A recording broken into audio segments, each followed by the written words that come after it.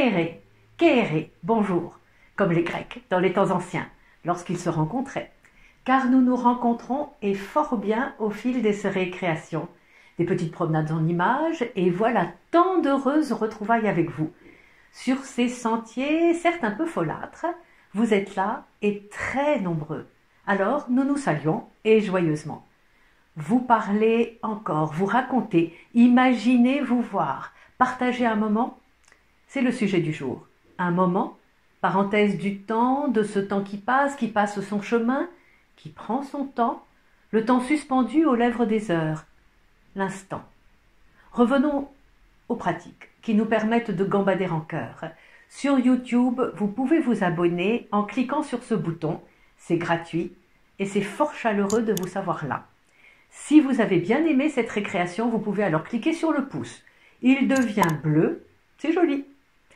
Et si vous ne voulez manquer aucune des prochaines récréations, vous pouvez cliquer sur la cloche en haut et à droite de la page. Un point important car je vous sais attentif et aussi fort gourmand de connaissances.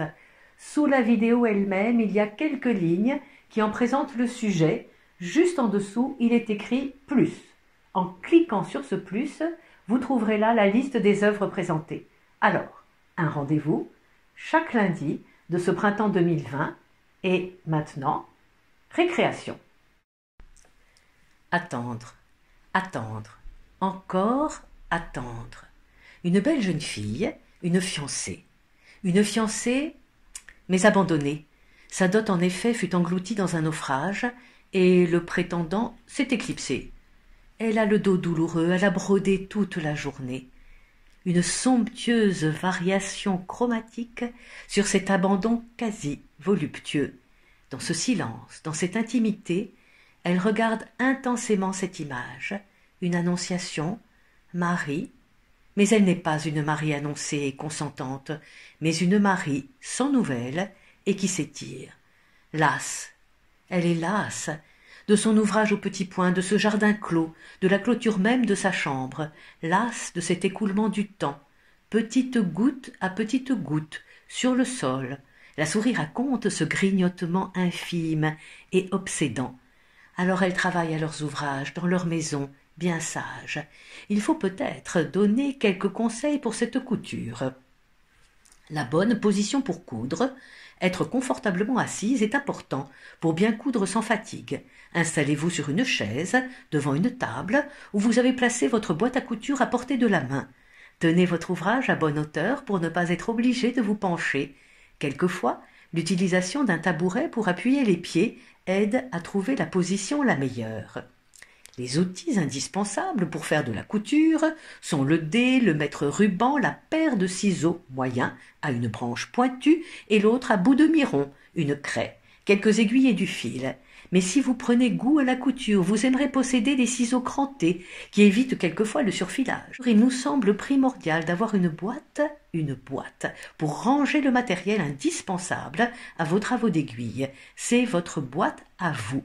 Dans ces petits travaux d'aiguille, Annette Messager, dans cette névrotique organisation de petits morceaux de petites coutures et de boîtes à petites coutures, sorte de reliquaires absurdes du quotidien, elle sait bien que la seule maison hantée, c'est cette boîte crânienne que l'on trimballe partout, sur nos vertèbres cervicales. Dans cette maison hantée de nos cerveaux grandissent tandis que nous sommes confinés de bien étranges alchimies. Ce temps qui passe, comme une métaphore ici, avec ses creusets emplis d'acide, d'un côté sulfurique, de l'autre chlorhydrique. La courbe de cuivre doré devient alors d'un côté d'un bleu incandescent et de l'autre d'un vert vénéneux. Le temps fait son chemin, il transforme, il métamorphose, il signe son avancée par ses couleurs sur la matière. Il avance.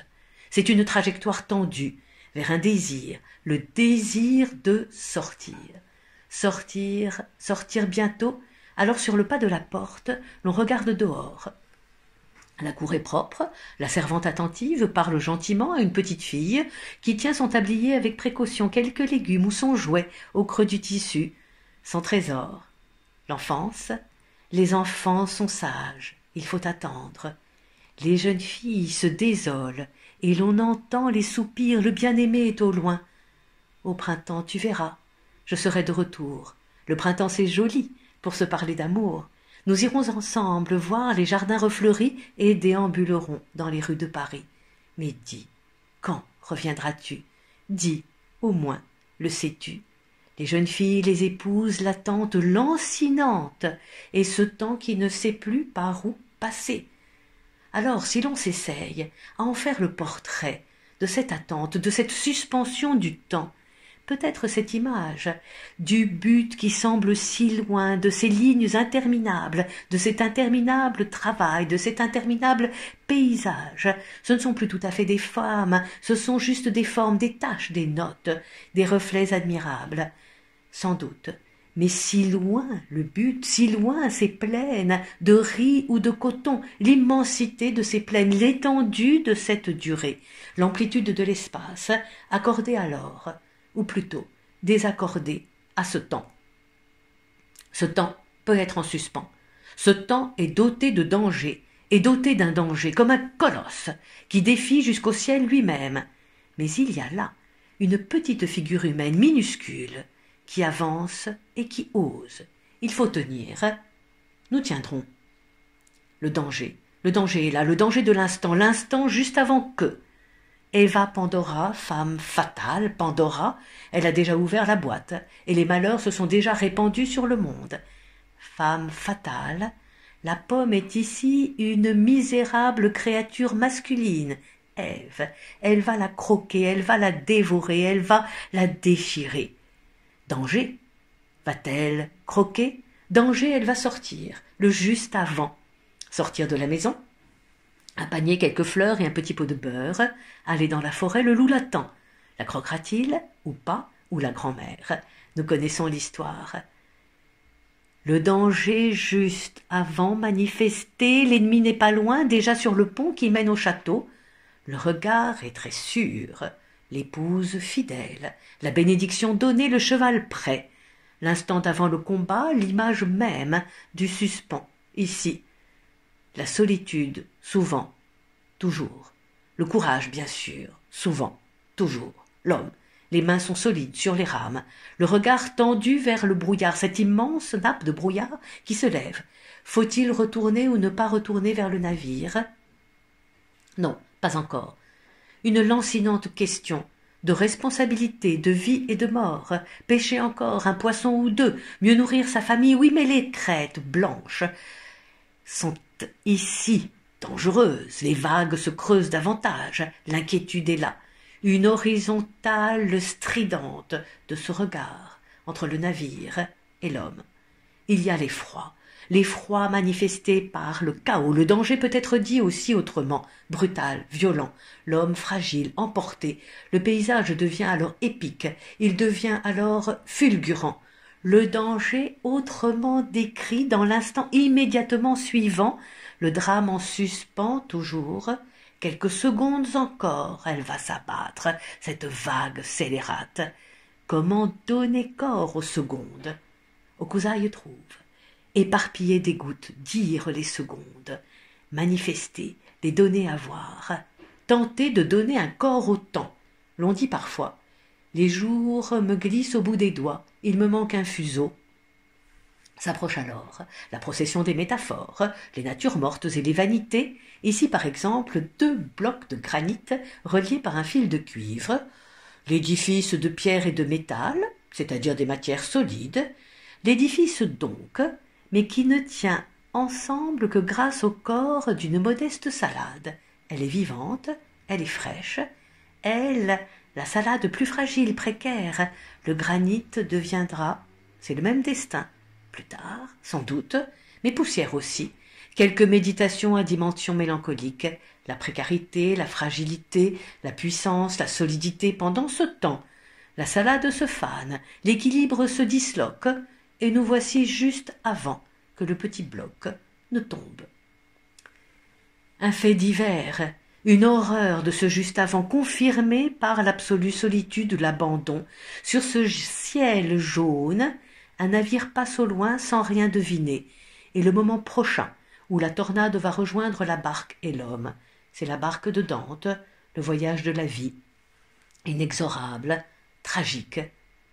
Mais l'on peut être sauvé, sauvé. Une histoire terrible d'ici, cette bête, une sorte de Léviathan emporte dans les abysses, une fois, puis une fois encore, puis une troisième fois, le jeune Watson. Il remonte à la surface, il hurle, il appelle au secours, ils arrivent.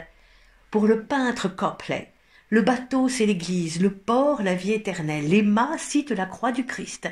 Il tend les bras vers la source de la vraie délivrance. Pour lui, Dieu, c'est un hymne sans doute, mais c'est aussi une peinture d'histoire. Les amis se sont précipités et sauvent le jeune homme. Il faut se précipiter, la nature est d'une violence terrible, le monde est d'une violence terrible, un navire en perdition, il faut trouver une solution. Les marins lancent cette ligne de vie, la mer est furieuse, la tempête hargneuse, des cordages, une balançoire. Mais ça n'est pas ici pour jouer, le risque est considérable. La femme s'est évanouie, le marin la grippe fermement, la côte est juste là. Elle sera sauvée. À l'instant même, ils sont arrivés à bon port, Saint-Christophe et l'enfant. Le temps de cette traversée a dû être plus que redoutable. Maléfices et stratagèmes, diableries et mauvaisetés, cloaques et pestilences. Une lumière les a guidés. Il a tenu bon. À l'instant même, le jeune Isaac est sauvé, l'ange apparaît à l'instant même, le bras du père s'est figé. Il ne tranchera pas la gorge de son enfant, sauvé, l'un comme l'autre. À l'instant même, Persée apparaît sur ce fond de paysage, une sorte de brume éblouissante, emportée par le vol de Pégase, la lame au clair. Il défie la bête. Le combat sera victorieux. La bête allait dévorer la belle, Andromède sera délivrée. Il semble qu'elle attendait le héros en pleine lumière, courbes et contre-courbes d'une pose affectée, comme une flamme, comme une grâce vivante, comme un idéal. Elle aussi, une belle éplorée, inquiète, terrifiée. Autour d'elle des bêtes mauvaises, un chien ramassé sur lui-même prêt à attaquer, la gueule grande ouverte. Il aboie brutalement, les crocs découverts. Un lion, un serpent, un loup, symboles animaux de la fureur, de la convoitise, de la perfidie et de l'envie, elle appelle à l'aide. Une femme armée vole à son secours, dans une main le glaive, dans l'autre la balance. C'est la justice. Auprès d'elle, un vieillard ailé qui dévoile d'un geste une jeune femme. Mais de quoi s'agit-il? Une allégorie complexe, de l'innocence, qui en appelle à la justice, et de la justice qui a besoin du temps, chronos, pour dévoiler la vérité. Elle sera épargnée, la vérité, la justice et le temps, venus à son secours, un temps nécessaire, un temps favorable, un temps salvateur, l'amplitude du temps nécessaire et l'instant tout autant. À l'instant même, la guérison. Masaccio raconte, dans les rues de Florence, les malades et les paralytiques désolants dans la poussière et la boue de la rue. Et Saint-Pierre qui passe, aussi solaire que sévère, et l'ombre de Pierre qui s'est posée sur l'un. Il s'est déjà levé. L'autre, il commence de se lever maintenant sur celui-là, devant nous, ce corps affligé. Le miracle va s'opérer. Il va se lever, retrouver son intégrité physique, sa dignité. Le mouvement de Pierre, le miracle, l'ombre, l'instant. Le mouvement de cette spirale tendue du temps qui passe, cette espérance qui grimpe au long du tronc de l'arbre, comme les harmoniques sonnent au-dessus des voix, et le presque tout de l'instant même, la note parfaite, née des volutes des harmoniques, incandescence. Le rêve a tourné, et tourné encore, dans nos boîtes crâniennes. L'on a marché dans cette boîte crânienne, parfois à petits pas. Métaphore. Une vieille femme, dans le silence de neige autour d'elle, les vibrations s'élargissent par les ondes sonores de l'air, où rien ne se perd dans le parfum transparent du blanc. Le village est là, encore quelques moments, non plus tant ces immenses plaines de tout à l'heure. Elle s'approche doucement du but, fatiguée sans doute, mais l'on s'approche aussi. Nous sommes le 4 mai, et comme elle, l'on va sortir. Cette jeune fille dans un cadre splendide, oui, mais si l'on y regarde bien, c'est un trompe-l'œil. Le cadre est peint aussi, Rembrandt raconte. L'adolescente, si claire en ses demi-teintes, un rien timide dans le regard, la bouche entr'ouverte, et qui donne de la vie, qui livre son souffle, le menton rond volontaire, ce grand béret de velours la protège du brouillard d'Amsterdam. C'est la dire ici prête bientôt à sortir dans la rue, comme elle s'apprête à sortir du cadre. Ses mains posées sur le cadre, dans les jeux conjoints de lumière et d'ombre, en mouvement donc, la disent vivante, là, avec nous, et dans le même temps. Un grand merci pour votre écoute. À lundi prochain, le 11 mai donc, le 11 mai. Récréation numéro 4. Passez une bonne semaine et à lundi pour nous revoir.